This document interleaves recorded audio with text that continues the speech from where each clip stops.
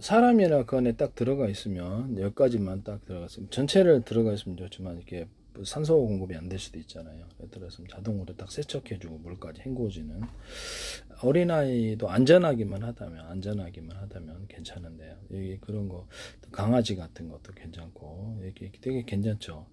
그래서 딱 들어가 있으면 자동으로 소리 넣어서 쉽게 이렇게 딱 그렇게 세척을 물로 싹 씻어준다. 딱 깔끔해진다. 여기다가 간단히 간단 방식으로 해서 반신욕도 해도 되고 이렇게 해서 자동으로 스팀 반신욕 할 때 스팀이 딱 나와가지고 반신욕을 해준다든지 안마를 이렇게 이런 그러니까 안마 방식 이렇게 시원한 바람이 이렇게 안마를 툭툭툭툭 눌러가지고 전신을 이완시켜주는 살짝 자극해주면 이완된다 그랬죠. 그래서 그런 부분도 있을 수 있다. 또는 거기다 따뜻한 바람이나 이런 것들이 나와서 또는 시원한 바람이 나와서 그래서 식혀주거나 따뜻한 바람이 식혀주거나 되게 괜찮을 것 같죠. 뭐 냉장고 안에 들어가고 싶은 그런 분들이 그래도 좀 시원하니까 근데 너무 자칫하면 업성 냉장고 같이 골치 아프죠. 그래서 이런 부분들을 안에 들어가서 냉장에 살짝 이렇게 시원한 바람을 느끼고 싶은 이런 피서 겸 괜찮잖아요. 네. 그런 것들도 나쁘지 않을 것 같은데요. 네. 따뜻한 바람을 잠시 느끼고 싶은 이런 사람도 있을 수 있고 안마기인데 툭툭툭툭 안에 전신을 이렇게 안마해 뭐 하체만 해줄 수도 있고 이렇게 하시면 제 기술입니다. 옷 같은 것을 입으면 옷이나 이런 것을 입으면 거기서 따뜻한 바람이 술술 나온다든지 찬바람이 술술 나온다든지 이런 그렇게 해서 자극을 해서 잠이 잘 오게 하는 이런 옷도 있을 수 있고 뭐 그 바람이 나오는 정도는 알아서 하시면 되겠습니다.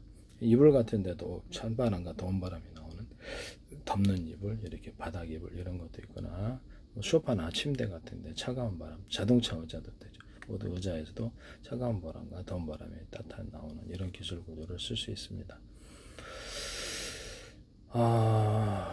하시면 제 기술이 되겠습니다. 모자 같은 데도 이렇게 차가운 바람이 나온다든지 해서 모자 같은 데도 이렇게 물을 좀 넣어가지고 차갑게 이렇게 회전을 해가지고 그냥 되게 차갑게 얼음물 넣어서 차갑게 해준다든지 목도리도 얼음물 넣어가지고 차갑게 해준다.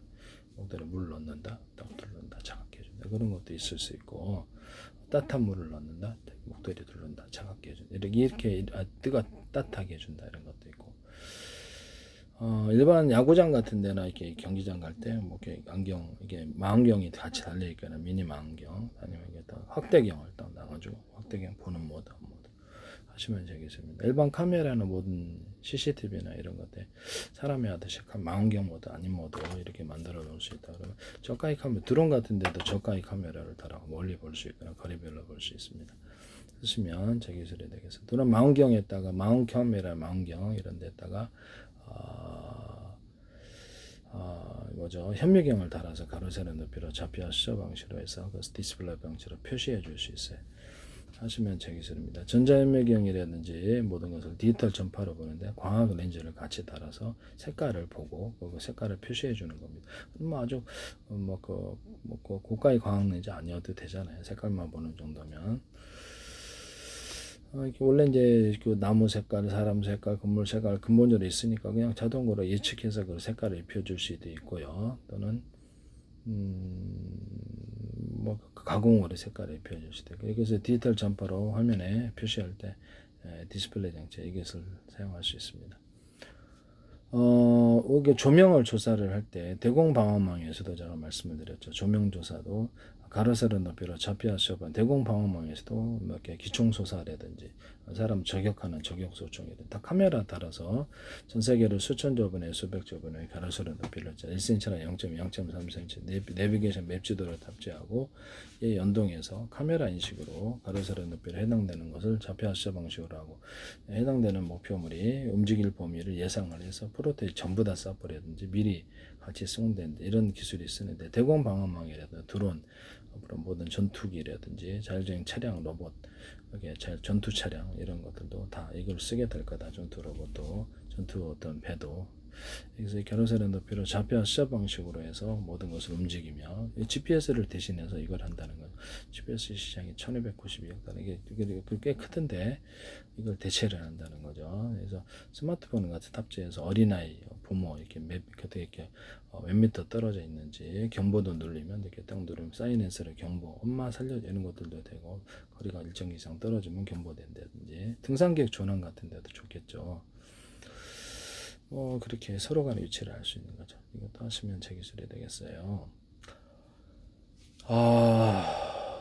그다음에 이제 조명을 쏠 때도 가로세로 높이로 좌표 수자 방식으로 쏘고, 물체가 이제 카메라 인식으로, 조명 쓸 때 사람이 이렇게 육안으로 하기는 한계가 있죠. 카메라 인식으로 가로세로 높이로 해가지고 이렇게 어디에 이렇게 위치해 있는, 어디에서 발견됐다는 입체냐 아니냐 기술을 사용하고요. 입체가 나타나면 경보하고, 청와대 이렇게 방공망 할 때도 좀 뚫렸잖아요, 드론에서.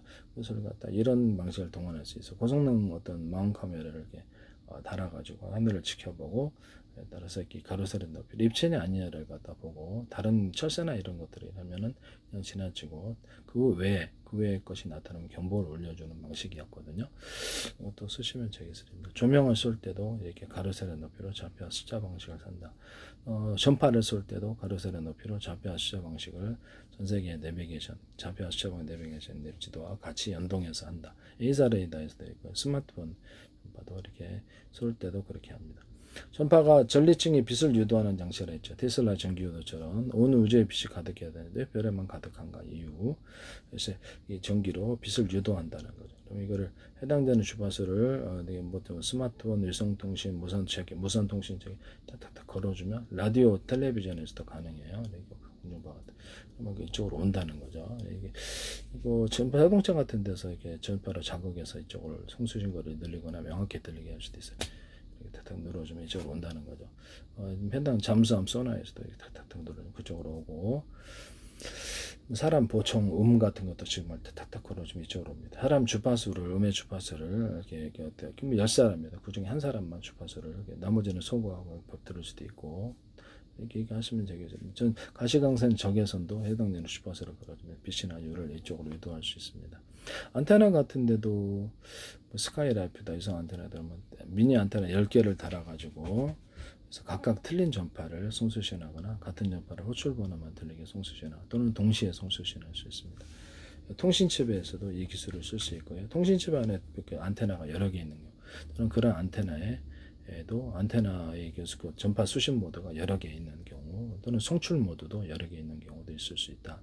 통신칩에 이렇게 안테나가 여러 개 달려있어. 자동차 같은 데 안테나 하나인데 2개, 3개, 4개일 수도 있다. 자, 드론에도 그렇고, 차량에도 그렇고, 로봇에도 그렇고, 이 기술 쓰시면 제 기술이에요.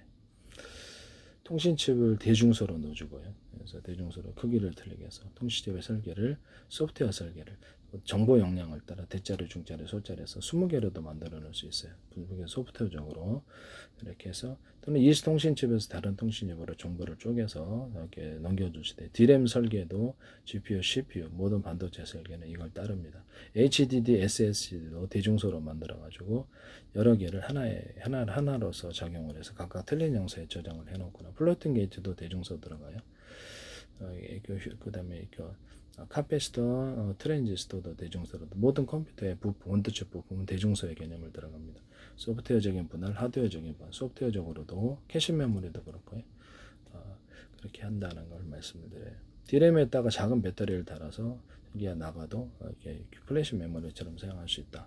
또는 거기다 아니면 작은 플래시 메모리를 탑재해가지고 기억을 저장하게 할 수 있다. 캐시 메모리도 동일하다. 이 기술 쓰시면 저 기술에 GPS, CPU나 GPU 같은 데도 이렇게 따로 플래시 메모리를 탑재를 해서 거기다 저장하고, 또는 컴퓨터 부팅 프로그램으로 사용하거나, 그래서 가장 기초한 화면을 띄우는 것만 넣어줄 수도 있고요. 그러면 마이크로소프트나 또 구글 유튜브, 구글 아마존, 구글의 어떤 안드로이드는 선택사항으로 바뀌게 됩니다. 그 다음에 또 HDD다 그러면 HDD, SSD에다가 플래시 메모리를 미리 하나 결합을 시켜갖고 급한 저장 거기다 하고, 그다음에 순차적으로 시간차를 따라 그렇게 플래시 메모리나 HDD로 옮기는, 이렇게 SSD나 HDD로 옮기는 그런 방법을 사용한다는 거. 데이터 센터에서도 가능하다. 이 기술을 쓰시면 동영상 한 개를 100개로 쪼개서 1년분 암호 설정해서 동시에 저장한다. 이 기술을 사용합니다. 컴퓨터 100대를 하나로 묶어서 연산이다. 각각 분산 처리하고 다시 합산하는 구조를 가져주고 동영상 한 개를 100개로 쪼개서 그래서 100개로 쪼개가지고 각각 저장할 수도 있어요. 나중에 합산만 해준다는 거죠. 이게 되게 간단한 방식으로 쉽게 만들 수 있거든요. 컴퓨터 케이스 필요 없으니까 마더보드나 기판 또는 저장 구조 이렇게 되면 되겠습니다. 그때 이 기판도 대중소로 들어갈 수 있다라는 거죠. 저장 구조도 대중소로 들어갈 수 있다.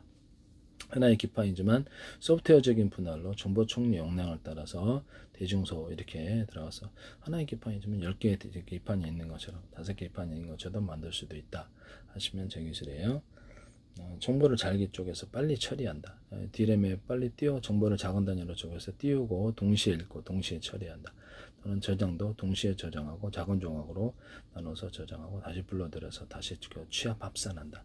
이걸로 이제 슈퍼컴퓨터를 만들 수 있는 거예요. 데스크탑에 어떤 기판이 여러 개 들어가 있는 구조, 이렇게 대중소로 들어가거나 이렇게 저장 구조도 그렇게 하시면 제 기술이에요.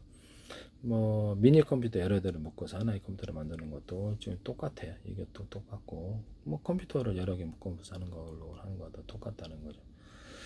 신호를 송수신해서 하나의 컴퓨터로서 작용하게 한다는 것, 합산 구조를 분산해서 일을 처리하고 합산해 준다는 거죠. 미니 컴퓨터도 가능하다. 미니 컴퓨터는 컴퓨터 아닙니까? 네. 그다음에 스마트폰 오키토키에도 기판이 여러 개 들어가 있는 거죠. 이런 기조를 모든 TV 같은 데도 그렇고 가전에도 기판이 여러 개 들어가 있는 구조를 쓰시면 되겠습니다. 드론이나 자율주행 차량, 로봇, 기타 이런 데 비행체에도 비상기판을 만들어서 주기판과 주배터리 전기를 차단시키고 비상기판과 비상배터리 또는 비상연료통을 만들어서 움직이면 되겠습니다. 창문 안 열릴 때 답답하죠. 그걸 차단시키고 이쪽 정상적인 비상기판과 창문만 오르고 내릴 수 있으면 되겠죠. 그런 걸 작동하거나 드론 같은데 추락하거나 비행사 추락할 때 비상기판을 연결해서 그걸로 추락하지 않게 하거나 또 연료통, 비상연료통, 비상배터리 개념으로서 추락하지 않고 착륙할 수 있습니다. 로봇에도 적용하고 다른 데도 배에도 할 수 있고 산업 가전에는 다 사용할 수 있어요. 네, 이거 사용하시면 되겠습니다. 조명도 가능하고요. 모든 데 다 들어간다는 산업기계도 다 들어가고 비상기판으로 작동하다가 주기판 고치면 되죠. 교체하거나 보일러도 돼, 보일러.